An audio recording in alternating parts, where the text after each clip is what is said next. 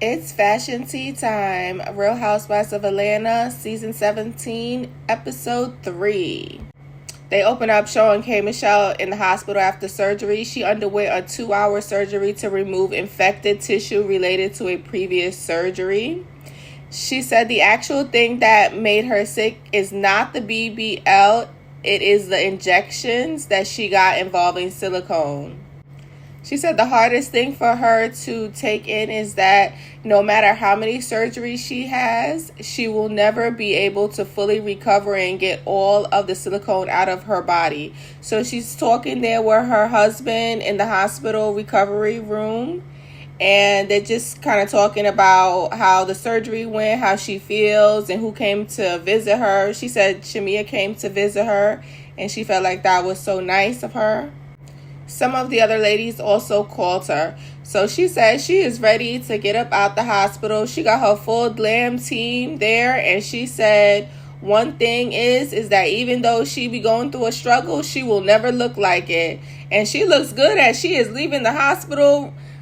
So good job on her glam team, because she looks like $1 million leaving the hospital. Drew is at Angela's house. Both of them are looking really sexy, this kind of casual, laid back. Angela said, "You didn't have to do me like that, coming to my house, looking all dressed up with your heels and everything." Drew said, "This is how I normally look." She said, "I look like this just to go to the basketball game." Both of them do look really nice. Some fitted tank tops and some jeans. Looking nice and relaxed. I do like how Drew has eyelets in her tank top. You can't really see all the way, but you can see a little bit that it looks like a knit tank top. And the eyelets look really nice. Their hair is flowing. So they over there talking about their children and things like that. And Angela says she's happy that her daughter is back in the house with her, just spending some time with her as she's on her leave from college, especially just how she's been feeling about things lately. And Drew is talking about how she has been working so much, so she misses her children. Sometimes she has to go on a red eye, go to work, film, shoot, do things, and then she's back that night on a red eye, and so she misses a lot of time with them. And she says she's in a space where she just doesn't have everything figured out, and mommy guilt is real. Angela is also saying she needs to be home with her kids more, even though she has so many things happening, like with her real estate.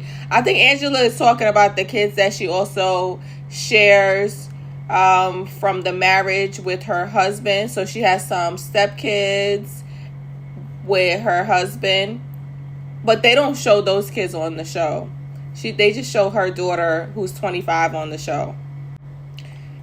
Angela said that even though she has lost over $2 million of her own money in real estate, she does not want to stop real estate, and so she is going to continue. She doesn't want to let that stop her from pursuing her dream of flipping homes. Angela is asking Drew, what is the relationship with Blakk?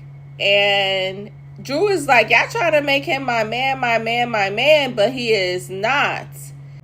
But Angela is like, do y'all have a date coming up or anything like that? And Drew is like, let me look up the definition of date. And so it says something about romance and romantic connection. And she said, no, it's not romance. It's not romantic. So she's still saying her and Blakk are just, kind of friends. But it does seem like they are courting a little bit. We'll see what happens with that relationship. Now we see Portia in the nail salon. She said while she was going through her divorce, her feet were ashy. And now that she is dating, she needs to keep her hands and toes done, because you never know when somebody's going to propose to her, because things be moving real fast with her. Now Cynthia and Phaedra also join her. They're getting their nails and feet done in a private room in the nail salon. And then guess who shows up straight out of the hospital? Yes, K. Michelle came to join them at the nail salon right out of recovery from the hospital. She did not even go home. So her husband is walking her to the nail salon door, and he said, "You need to take yourself home." And she's like, "No, I need to go up into this nail salon." K. Michelle said, "I'm finna do what I want to do." Her husband said, "Okay, I'll come pick you up later." So K. Michelle also says in the confessional that she still has a lot of insecurities about her body that she had before the surgery, but also now she has developed an appreciation for her body as well. And what better way to feel better about how you look than to get your nails and toes done? So K. Michelle enters the nail salon. She's asking the man, "Can you help me into the nail salon?" She says it's not cheating because my husband knows. So she enters and all the ladies are, surprised to see her. They're saying hi and everything. And Phaedra was like, if you stay ready, then you don't need to get ready. So she said, K. Michelle is that girl. She came in looking good to get her nails done. So the ladies are like, what happened? Do you want to talk about it or not? And K. Michelle is like, yeah, she was doing her Academy Awards show. She was waiting and she's sitting down, and the next thing she knows, the whole couch is wet. So Portia blurts out, "Oh, was that a miscarriage?" And K. Michelle is like taken back by that. And she shows in the confessional that K. Michelle is like, "Listen, there was nothing in my hot pocket. It was with my butt." And she's like, she don't know why Portia said that. So that's about to be a whole situation because Portia made that comment to her. K. Michelle is like, that was a wound that was 8 months old and it was supposed to have healed, but it didn't heal. And she also said the fluid was liquid. It wasn't blood. So also Portia said that she had a mishap with one of her breast implants and is not healing properly as well. Now they're discussing Kelly's grand opening, and K. Michelle's like, "How was it?" So Phaedra was like, "It was nice that her and Cynthia went."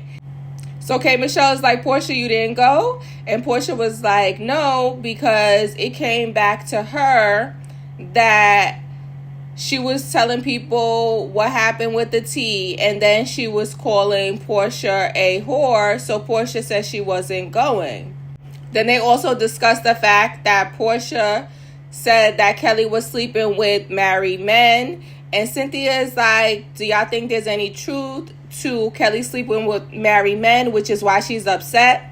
And K. Michelle is like, I don't know what that lady does with her hot pocket. And Cynthia's like, "What's a hot pocket?" So all the ladies are like, "You know what a hot pocket is. You have a hot pocket." And they like, "It's your vagina." And then they like, "Well, it better not be a cold pocket." And Cynthia's like, no, it's hot. It's hot. It's a hot pocket. Now they're showing Shamea and her family. She's there with her husband and her 2 kids. They are walking their older daughter to school.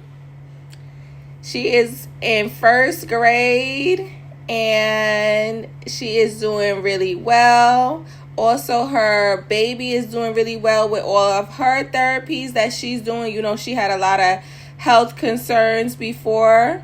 And so Shamea is really happy with how things are going with her family. So now they're walking back from dropping their older daughter off at school.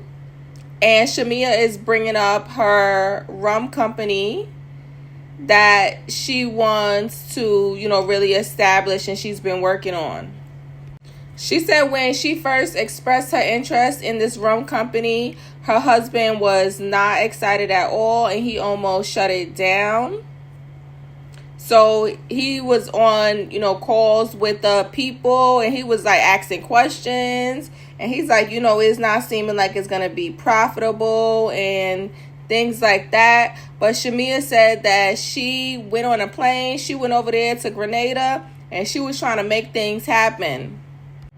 So Shamea is like, this could be successful, just as successful as your HVAC companies and other companies that you be doing. And she's like, I need this to retire her. And she's like, well, maybe not. But Shamea said that she is all in on the rum company and that it is worth the risk. Her husband is from Kenya, and so she's like, what y'all be drinking over there? Y'all drink rum? And he's like, no, we drink whiskey in Kenya. She's like, well, maybe y'all need to stop drinking whiskey in Kenya and y'all need to start drinking rum. Now, Pinky is at her lawyer's office. So her lawyer's like, talk to me. You said that you were thinking about filing bankruptcy. And Pinky said, yes, she has been thinking about filing bankruptcy independently. And she just is saying that she has some reservations about doing it, though. And that when people file for bankruptcy, other people automatically assume that you are broke. She said that she was the personal guarantor for everything. And the lawyer was like, your counsel allowed you to do that? And she said yes. And she also said she's in a lot of the situation she is because her former CFO, that's Chief Financial Officer, stole money from her. So she said she's looking at, over $20 million of debt. She said after she brought her company back, she got lawsuits like she got underwear. She got a $100,000 lawsuit because one of her partners played the Gervonta Davis boxing fight at Bar Vegan, and she said she didn't even see the fight. Then she got another lawsuit for almost $200 million because she couldn't use her liquor license because her investors already had a license. So now they're trying to sue her. So she has over $200 million in lawsuits that she's looking at. So she's saying even though she was able to buy her company back, which she's happy about, with that came a lot of debt as well that came from the old company. And so she feels like the only way to really start new is to file for bankruptcy. So she starts getting emotional and crying, and her lawyer is telling her, it's okay. I have dealt with dozens of restaurants and businesses that he's advised, and all of this is a part of the testimony and journey, and that she's going to come out of this. So she is saying she's appreciative of it. He's saying, you just got to walk through it and get through it. And it's a part of the journey. So Pinky is just saying, it's difficult for her. Sometimes she doesn't want to walk through it. And she also realizes like a lot of women are looking at her and watching her, and her being a successful female, a successful Black female. There's a lot of weight on her, and she just wants to succeed. Now K. Michelle is stepping out to meet Cynthia at Barney's. K. Michelle's like, I got my Hot Pocket out because her skirt slip is coming up so high. K. Michelle in this Hot Pocket.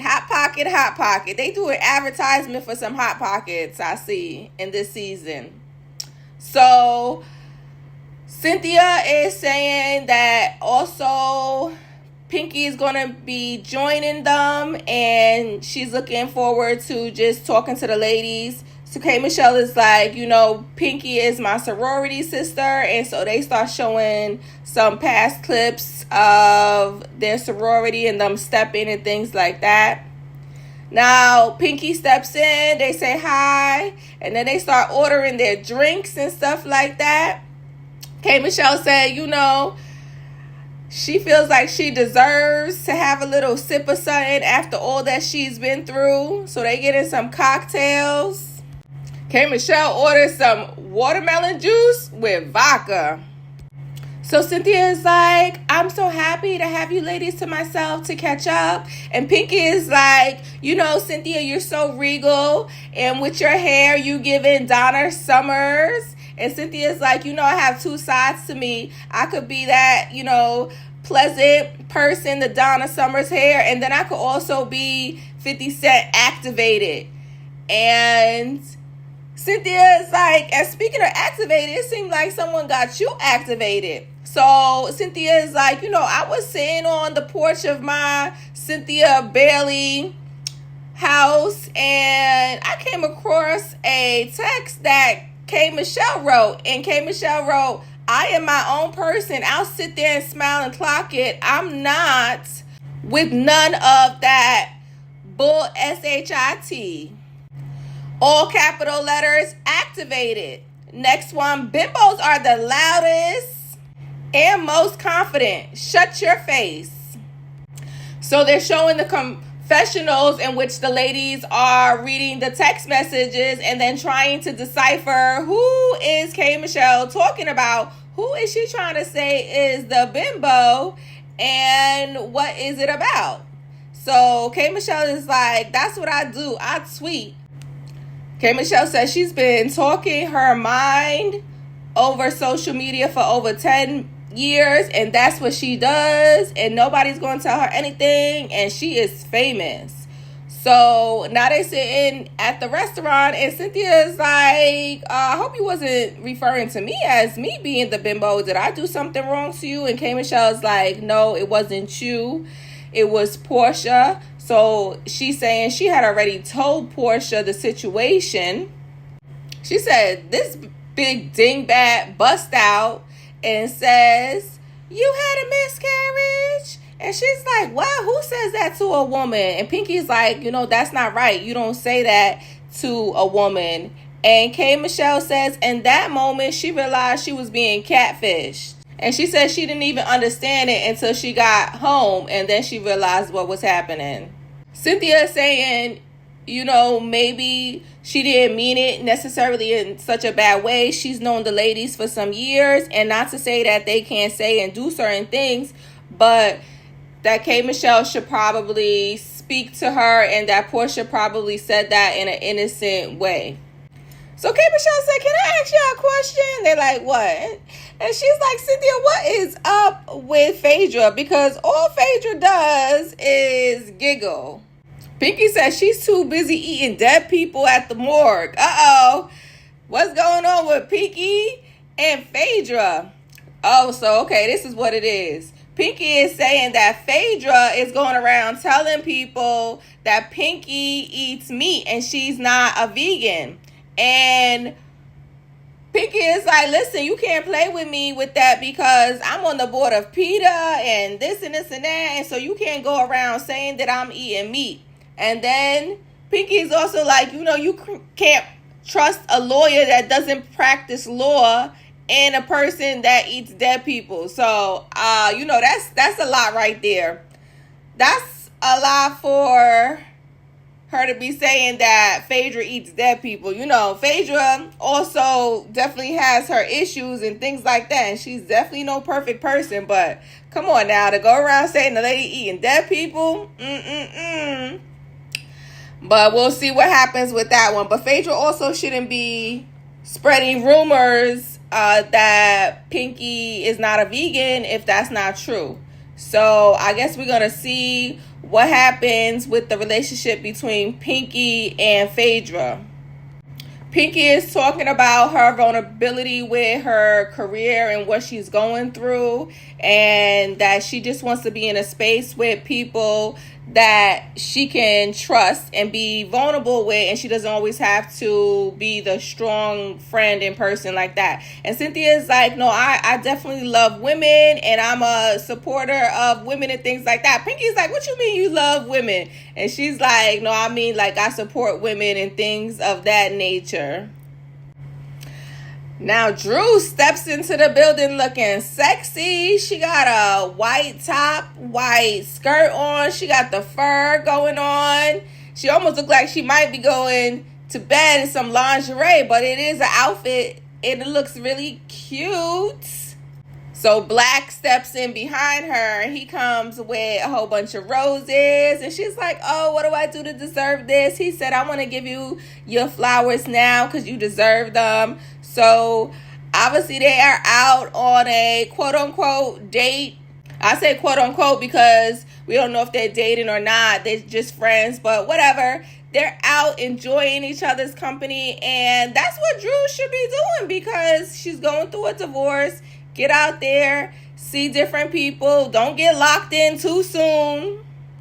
He said he don't know what the future holds, but it could be friends, better friends, friends with benefits, and he's like, I don't know what category you want to fall in. In the confessional, Drew said they have had intimate moments as they cuddle, they hold hands and stuff like that. But right now she's focused on her children and herself and just kind of getting through the divorce journey because she said she's been divorcing for 3 years and that's a lot for her. Blakk is like, you don't give me girlfriend vibes, you give me wife vibes. And you're an investment, but right now you're an investment that someone else already invested in. So that investor needs to be out of the situation before he can step in. Drew is saying she values their friendship, and that's what she just wants it to be right now, seemingly. So Drew is like, you my friend? And he's like, yeah. And she's like, even if I get a man? And he's like, what do you think, I'm doing this for my health? So then maybe that means that he does obviously just want to be with her and he does not want her to be with anyone else. But again, Drew, take your time. Don't get locked into another situation when you still trying to get out your other situation. Give yourself some time to date and breathe and live. Now they're showing Angela and her daughter. They went to go visit one of the properties that Angela brought recently. And her daughter's like, well, this is different from most of the other houses that you have purchased because this house is only $159,000 versus, some of the other properties where they were in the millions that she was purchasing.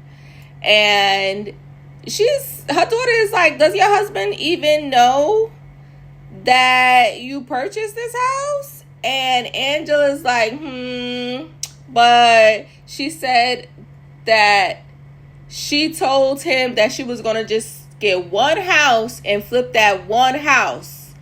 But he has not seen the house as well yet, okay? And Angela is saying that this was an emotional purchase for her because she has lost so much. She recently lost her mother. Condolences to you, Angela. And she also lost all of those other properties that she had been investing in, and those were in the millions of dollars, right? So she lost like over $2 million in those homes. And she said she just has so much loss that she felt like this house was going to bring some closure to her so that she would have something to celebrate because she has lost so much. So she obviously is just trying to scale down and flip this smaller priced home than opposed to the larger priced homes. But she did say she's slowly finding out that there is no closure. And that she is going to get this home together and flip it. Now her daughter is like, do you own the home or do the spiders own the home? Because they're walking through the house and they see a lot of spiders. And these are some big spiders too, all over the place. She got to go in there and clean all of that up before you show that to someone. Now Shamea is meeting with her team regarding her rum. Okay, so she got all her people in there. And she said, no, this man is not a leprechaun in spite of how you have seen him before. Now that is something. He got the green beard and he got the green outfit looking like a leprechaun. That's what she said. She said, no, he's not a leprechaun. Okay. So I guess today he's not wearing that. But anyway, she's meeting with her team.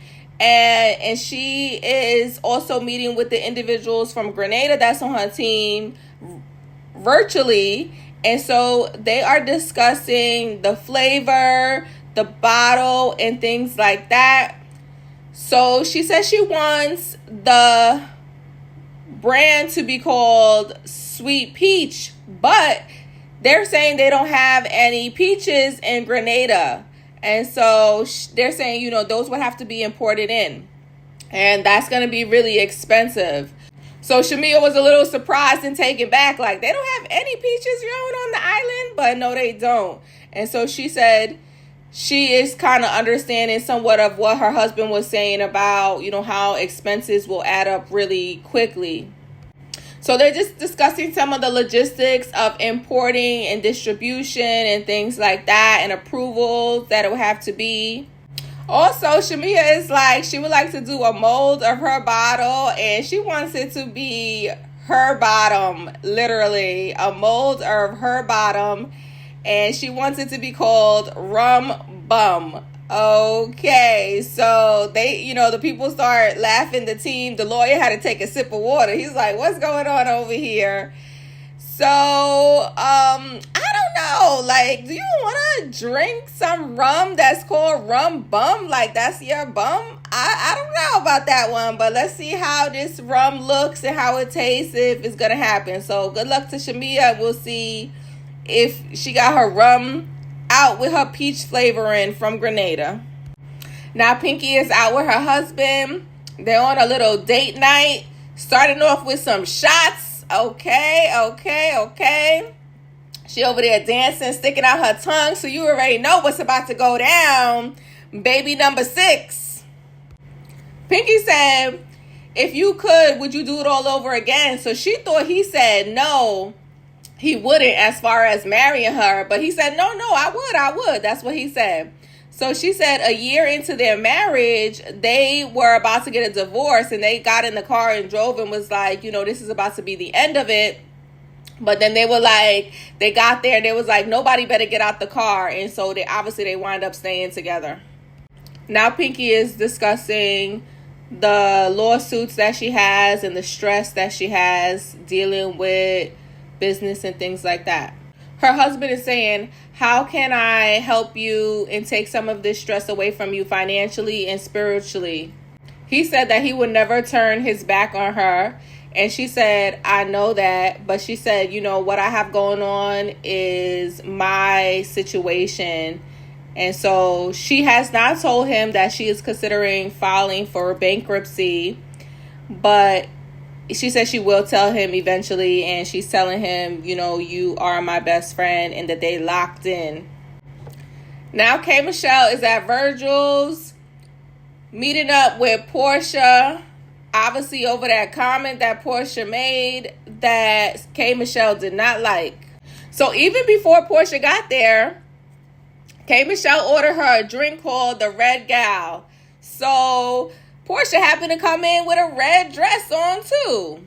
So they got right to it. K. Michelle is like, why would you bust out and say a miscarriage when we had discussed my surgery and the complications and things like that?